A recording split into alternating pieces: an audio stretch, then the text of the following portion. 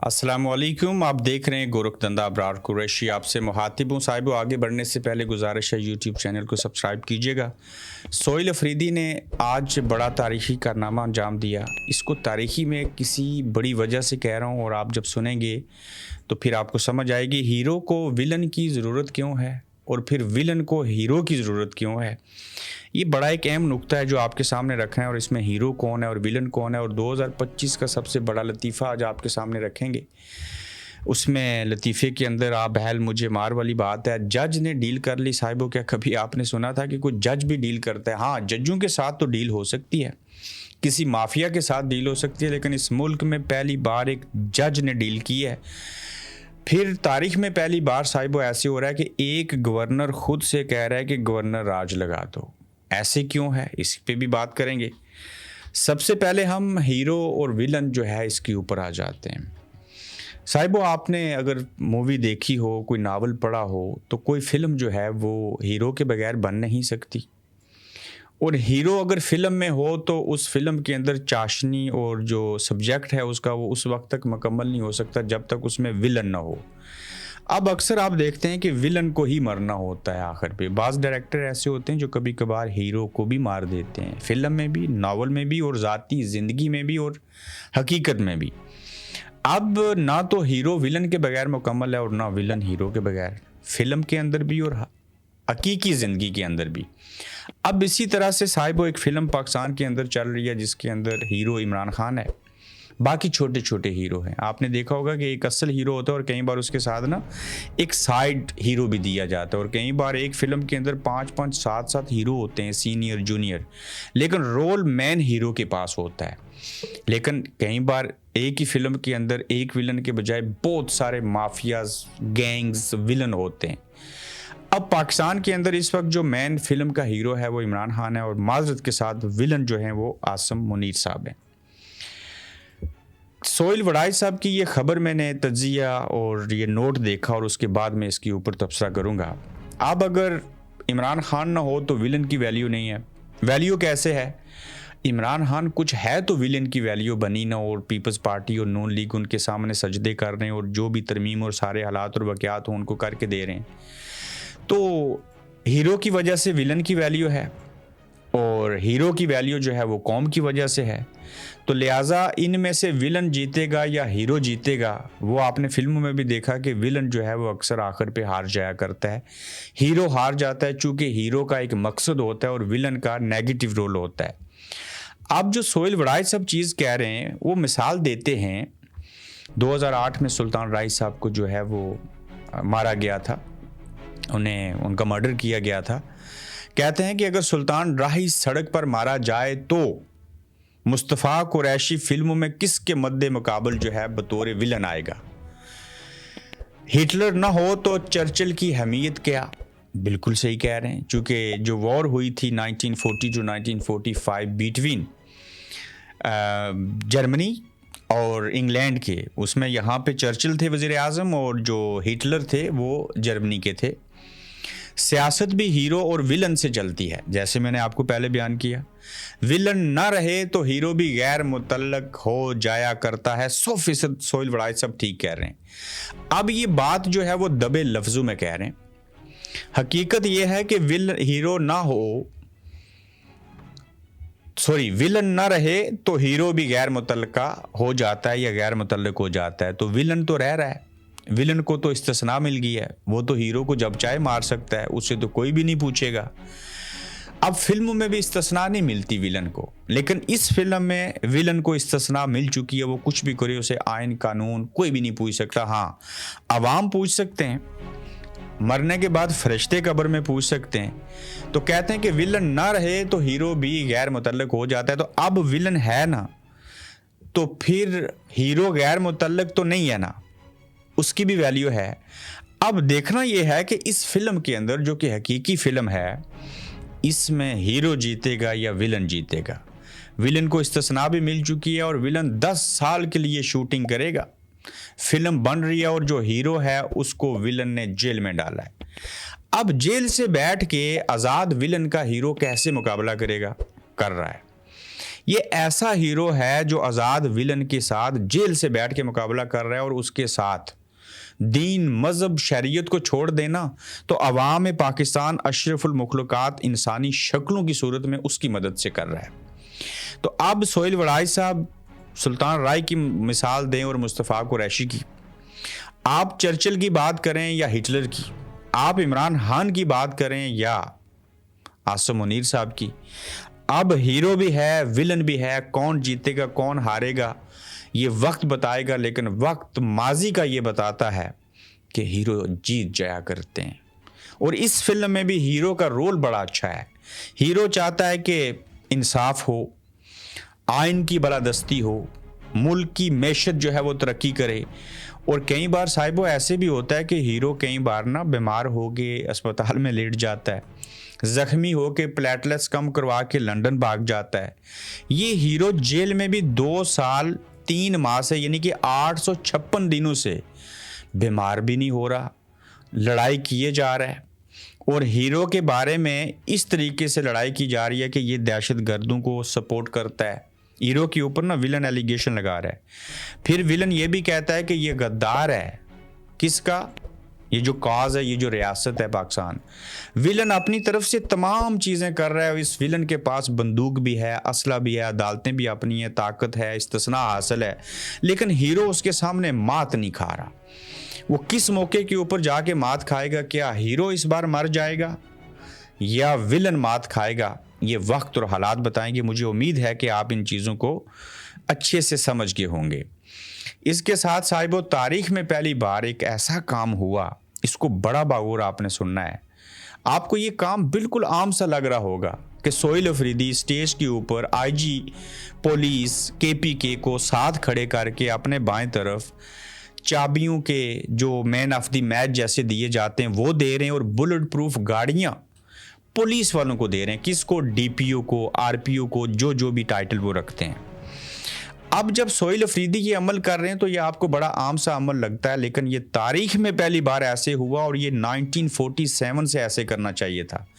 साहिबो, ये वाहिद सूबा है पाकिस्तान का KPK जिसमें किसी वज़ीर आला ने पुलिस को इज़्ज़त और एहतराम नहीं साहिबो, उन्हें बेसिक ज़रूरियात ज़िंदगी, वो ज़िंदगी जो प्रोफेशनल ज़िंदगी है, उसके अंदर वो लवाजमात दिए हैं 2 चीज़ों की शक्ल में जो उनके पास 1947 से होने चाहिए थे, लेकिन अब दिए गए हैं। क्या है जी? बुलेट प्रूफ गाड़ी अपने दिफा के लिए।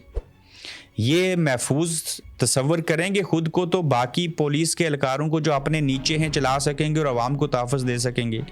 दूसरा बड़ा एलिमेंट कि जदीद असला दिया गया है। अब यहाँ लफ्ज़ मैंने जदीद असला इस्तेमाल किया, इनको तो आम असला भी पूरे का पूरा दे दें तो बड़ी बात है। मैं मिसाल देता हूँ, आप लोग जहाँ जहाँ से हमें देखते हैं और सुनते हैं साहिबो, वहाँ पे पुलिस चौकी या थाना है ना। अब उस थाने के अंदर मिसाल देता हूँ कि 35 लोग काम करते हैं, उसमें कम से कम जो 35 लोग हैं ना, 35 के 35 के पास गन होनी चाहिए, भले जदीद ना हो। वहाँ पे उन गन्नों के लिए गोलियां होनी चाहिए, और वो गन्ने कम से कम 35 और ज़्यादा से ज़्यादा 70 होनी चाहिए। एक ख़राब हो जाए तो दूसरी वहाँ मौजूद हो। जब हम अपनी पुलिस को असले से लैस करेंगे, उनके पास ये चीज़ें होंगी, तो तब दिफा होगा ना। हमारी रियासत इस्लामी जमहूरिया पाकिस्तान में हमारी मिलिट्री इस्टेब्लिशमेंट नहीं चाहती कि किसी FIA को, किसी नेशनल क्राइम एजेंसी को, सवाए CTD के किसी पुलिस वाले को इतना असला दे के इतना बाख्तियार ना बना देंगे कल उस बंदूक का रुख यहाँ से यहाँ ना हो जाए। तो लिहाजा अगर पुलिस ही ठीक हो जाए तो ये फ़ौज को सड़कों पे आने की, सलाब चीज़ें, ये वो कच्चे के डाकुओं से लड़ने की क्या ज़रूरत। ये जो वाना में और पिछले दिनों जिस कॉलेज में लोग गए थे, वो जो मूवी शूट हुई थी, ये ऑपरेशन फ़ौज क्यों करे? ओ भाईजान, ये ऑपरेशन तो पुलिस कर सकती है, लेकिन हम ना अपनी पुलिस को इज्जत देते हैं, ना उनको अच्छी तनख्वाह देते हैं, ना उनको असलहा देते हैं, ना उनको अच्छी गाड़ी देते हैं। वो पेट्रोल भी लोगों को कहते हैं FIR कटवाने की रिश्वत दो, पेट्रोल हम डालेंगे गाड़ी में तो फिर जाके देखेंगे मुल्ज़िम और मुजरिम को। तो जब हम अपनी पुलिस की तनख्वाह अच्छी कर देंगे, जब उनको असलहा देंगे, हमारा तहफ़्फ़ुज़ होगा ना, अच्छी गाड़ियाँ देंगे, तो ना सिर्फ वो हमारा तहफ़्फ़ुज़ करेंगे बल्कि एक रोल मॉडल पुलिस बनाई जा सकती है। इस मुल्क के अंदर फ़ौज को हम नहीं देखते। मैं कहता हूँ बड़े से बड़ा सुनामी सैलाब आ जाए, 1-2 दफ़ा ऐसे हुआ है कि फ़ौज को आना पड़ा हो, पुलिस ही सारा कुछ करती है। तो लिहाजा ये सोहेल अफरीदी ने तारीखी कारनामा अंजाम दिया है जिसके ऊपर बात करना बड़ा ज़रूरी था कि सोहेल अफरीदी ने बुलेट प्रूफ गाड़ियाँ और जदीद असला और सिक्योरिटी आलात पुलिस के हवाले कर दिए हैं। और मैं कहता हूँ कि जदीद असले के साथ साथ उनके पास आईपैड होने चाहिए, बेहतरीन किस्म के लैपटॉप होने चाहिए, रिसर्चर होने चाहिए। इस दौर के अंदर क्राइम को आप एक कमरे के अंदर बैठ के एक फ़ोन से तलाश कर सकते हैं और उसकी इन्वेस्टिगेशन कर सकते हैं। हमने पुलिस से सीटीडी को आज जदीद असला, जदीद हालात और खुसूसी गाड़ियाँ हवाले कर दी हैं। मज़ीद हालात भी जल्द पहुँच रहे हैं। ये हुई ना बात। मुझे उम्मीद है कि इससे हमारी संजीदगी का वाज़िह जवाब मिल गया होगा। वज़ीर आला सोहेल अफरीदी ने कहा कि हम इतने संजीदा हैं और जब ये पुलिस ऐसे करेगी तो यकीन जानिए साहिब वो कोई स्मगलिंग नहीं होएगी, कोई मंशात का काम नहीं करेगा, चीज़ें नहीं होगी। ये तालिबान भी आ जाए ना, इन पुलिस अफसरान ने बेशुमार जहाँ पे करप्शन है, करप्ट हैं, चीज़ें हैं, ये हुकूमतें और लोग ही उनको करप्ट बनाते हैं। बाय नेचर कोई करप्ट नहीं होता, तो ये खड़े हो जाएंगे, उन तालिबानों का भी मुकाबला कर सकते हैं। तो लिहाजा पुलिस के पास कुछ होगा तो करेंगे ना। तो लिहाजा जब दे दिया है तो ये संजीदगी का आलम बता रहे हैं सोहेल अफरीदी। और 2025 के सबसे बड़े लतीफ़े पे आते हैं और बाकी भी और बड़ी अहम खबरें हैं। 2025 का सबसे बड़ा लतीफ़ा साहिब वो ये है और इसमें ये कहा गया कि आ बैल मुझे मार। जो शख्स जिस जमात से है, अगर वो इस बात से इत्फाक करता है तो प्लीज़ आपकी मेहरबानी होगी ज़रूर लिखिएगा। 2024 के शफाफ इंतखाबात के लिए इलेक्शन कमीशन के किरदार को सराहते हैं स्पीकर अयाज सादिक साहब कह रहे हैं। मैं रिपीट करता हूँ, 2024 के शफाफ इंतखाबात करवाने के ऊपर हम इलेक्शन कमीशन के किरदार को सराहते हैं। कौन कौन मानता है कि वो शफाफ इंतखाबात थे? ये बात कहने की ज़रूरत क्यों पेश आई? ये किस मौके पे उन्होंने ऐसे कह दिया? ये ऐसे ही है कि क्या मिसाल दूँ, बड़ा अजीब जुमला मेरे जहन में आता है, आप ही इसके ऊपर राय दीजिए। साहिबो, पाकिस्तान के अंदर हमने सुना था कि 2 जिरगे बैठे और आपस में सुलह हो गई। साहिबो, हमने सुना था कि किसी गैंग ने कोई बंदा पकड़ लिया, कच्चे के और पक्के के डाकू ने, और उन्होंने तावान मांगी और उसके बाद डील होगी और बंदा मिल गया। साहिबो, ये हम पहली बार सुन रहे हैं कि पाकिस्तानी जज डील बनाते हैं। ये पाकिस्तान की तारीख में और दुनिया की तारीख में पहली बार हो रहा है कि एक जज ने डील की है। और जब जज भी इंसाफ के बजाय सुलह पर आ जाएं तो अदालतों का क्या काम? ये बहुत बड़ा सवालिया निशान है। क्या अब जस्टिस मोहम्मद आसिफ अपनी अदालत में इंसाफ की जगह सुलह सफाई करेंगे? शहजाद इकबाल सहाफ़ी हैं, एंकर हैं, उन्होंने ये सवाल उठाया है। ये जो वाक़या हुआ ना, जो जज के बेटे ने इलीगल गाड़ी चलाते हुए सुना नशे की हालत में थे, 2 बच्चियों की जान ले ली थी, इन्होंने बंदूक के ज़ोर के ऊपर, कभी मैं चाहता हूँ मुफ्ती मुनीब नहीं, मुफ्ती तकी उस्मानी नहीं, कुछ ऐसे उलमा से बात करूं जो उलमा की डेफिनेशन में आते हो, मुनाफिक ना हूं। ये दिए देने वाला जो मामला है ना, पैसे दो और कत्ल माफ़ कर दो, इसकी शरई हसीयत बयान करूं, हमें गलत गाइड किया गया है। ये ऐसे नहीं होता, इसकी शरई हसीयत ये नहीं है। और जज ने डील बनाई है अपने बेटे को बचाने के असूल के लिए, और इस्लामाबाद की पुलिस से प्रेशर दिलवा के दूसरी पार्टी के साथ भी ऐसे किया जा रहा है। चूँकि 2 बच्चियाँ थी ना, 2 मुख्तलिफ ख़ानदान थे। एक को तो आपने डरा लिया, जो बयान देते थे कि हम सुलह नहीं करेंगे, लेकिन करना पड़ गई। क्यों? प्रेशर था। और जब जज ही अपने लिए डील बनाया करेंगे तो इन्होंने खाक फैसले करने। कल इसी जज को ये मिलिट्री इस्टेब्लिशमेंट कहे आपने इमरान खान को सजाए मौत सुनानी है, उस जज की तरह, मैं उनका नाम भूल गया हूँ, नीचे कमेंट में ज़रूर लिखिएगा, जिसका जनाजा जब पढ़ाया गया तो शहद की मक्खियों ने हमला किया था। वो जज वो था जिसने जुल्फ़िकार अली भुट्टो को सजाए मौत सुनाई थी और उसे कब्र ने कबूल नहीं किया था। शहद की मक्खियों ने जनाजे के ऊपर हमला कर दिया था। ये मैं इस वाक़े के ऊपर साल पहले बात कर चुका हूँ। तो ये जज जो है, इससे अब कुछ भी करवा लें, काना हो गया ना, काना समझते हैं, देसी ज़ुबान में कहते हैं। तो जब आप किसी के सामने एक्सपोज हो जाएं, ब्लैकमेल हो जाएं, चाहे वो वीडियो बनी हो या अपने बेटे को बचा के, तो फिर तो आप लोगों ने डील्स बनानी है। सर पहली बार पाकिस्तान में गवर्नर की ये धमकी है कि गवर्नर मैं हूं और मैं गवर्नर राज लगा दूंगा। एक गवर्नर कह रहा है कि गवर्नर राज लगा दूंगा। सूबाई हुकूमत अगर रियासत के साथ तावन करती है तो कुछ नहीं होगा। तावन क्या है? ऑपरेशन करने तो बंदूक को मारने दो। अगर वो कहेंगे ऑपरेशन भी ना हो और फौज भी चली जाए तो फिर उसका इलाज गवर्नर राज है। गवर्नर KP के फैसल करीम कुंडी लगाओ ना गवर्नर राज। इतना आसान काम नहीं है, ये बड़ा मुश्किल काम है गवर्नर राज लगाना। गवर्नर खुद कह रहा है और हमें पता है उनको कौन कह रहा है। गुज़श्ता रोज़ फैसल वार्डा ने बता दिया था कि कल फैसल करीम कुंडी साहब जो हैं वो प्रेस कॉन्फ्रेंस करने जा रहे हैं और उन्होंने मॉर्निंग शोज़ के अंदर कह दिया कि गवर्नर राज लगेगा अगर हमारी बात नहीं मानोगे।